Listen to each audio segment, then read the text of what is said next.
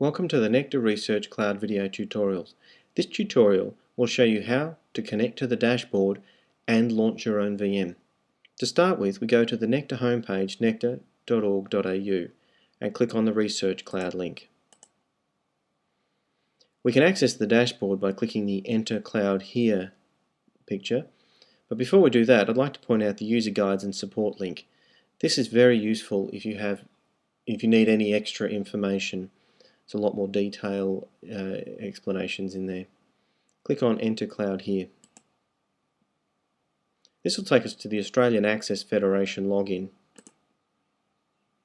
Select your institution from the list. If you're part of only one institution and you don't want to have to do this step every time, you can turn these on. If you're part of multiple institutions and you may change which login you use, you may need to leave them off.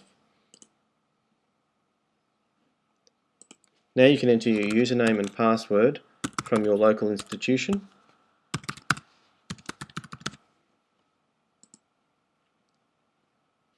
And this will take us to the Research Cloud dashboard. As you can see here, I don't have any servers running, but we'll see that change in a minute. The first button I want to point out is this project button. If you've got multiple projects, you can switch between them here. If I click on Instances, this is where we manage all the instances or virtual machines that we have running. There's nothing there at the moment, obviously, but we'll come back here in a minute. If we click on Images and Snapshots, the images you can think of as templates, a template operating system that you can launch to create your own preset virtual machine. The instance is the running virtual machine. A snapshot is a copy of that running virtual machine in that state. So for instance, if I set up a web server and I wanted to save all of the settings that I've put into there, I can create a snapshot of it and use it as a backup so I can launch it again. Or if I need to create multiple web servers, I can launch copies of them from those snapshots. The snapshots you see here are a combination of my own personal snapshots that I created as well as some public snapshots that have been made available. But before we go to images or snapshots, we need to go to Access and Security. Now, these are very important as these control how I access or how other people access my VM. By default, there is no direct access to your virtual machine. You need to make sure you define how that access will happen.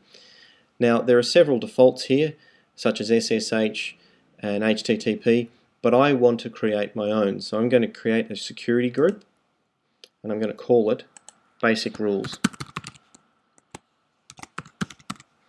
My description, I'm going to say that it allows SSH, HTTP, which is web, and HTTPS, which is secure web.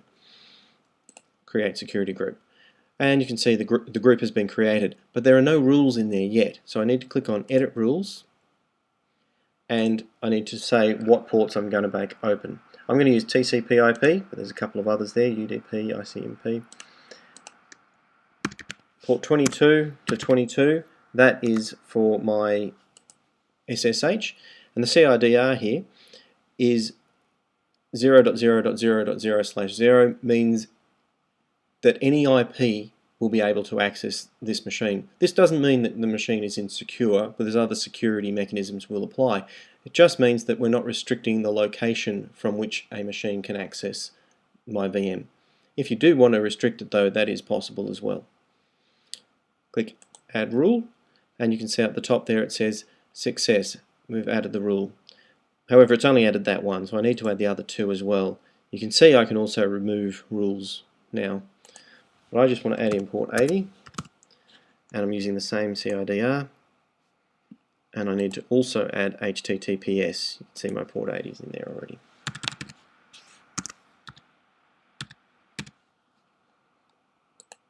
Add rule, and now my basic rules are all ready to go.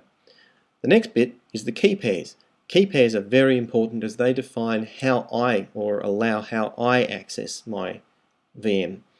Now, if you want to maintain a secure VM, and everybody should, you'll need to have a key pair. A key pair allows me to connect my local computer to my virtual machine. You can import a key pair if you've created it somewhere else, but we're going to create one. You can see I already have one there, but we'll create one now. I'm going to call my key pair my new key. Now, what will happen when we launch our VM, the key pair will be injected into the image when it's launched. I then have a copy of this key pair on my local machine when I SSH, and it allows the two to connect, which allows me to have a secure access. It is a key, so you need to make sure you protect it and you look after it and you don't lose it, because you can't download this again. You click Create Key Pair, you'll be automatically prompted to, you'll be downloading it automatically, and you may be prompted to save it somewhere. Depending on your web browser, in Safari it's automatically downloaded to my Downloads folder. If you're using Internet Explorer or something else, you may find that you're prompted for a location. Save it wherever you want, but as long as it's somewhere that you'll know that you'll be able to find it later. You don't get the opportunity to do this again, so please make sure you put it somewhere sensible that you will remember. Now, mine has gone into my Downloads folder. I can now go back to the Access and Security and see that my new key pair is in the key pairs list. Now we can start a VM. We have the necessary components ready. Click on Images. Now I could launch this from a snapshot, such as Web2Go or one of the MATLAB installs, but what I'm actually going to do is use the latest Ubuntu 12.04 called Precise. And I click on Launch. Now you need to fill in this form. The server I'm going to call my new server. You can put in user data. Some of the snapshots allow you to pass information through to the VM that can be extracted from the metadata, such as Web2Go. You can put in a username and password, which is used in the creation of the databases for the web services. We're not going to use it right now because we're not worrying about that, but it's just there in case you need it. So the tutorial on Web2Go will show you a bit more about that. On the side here you can see your project quotas, so if you're using the free access account you'll see how many instances you're able to have. I've only got 2 available here. The other thing we can look at is the flavor, which is the size of the VM.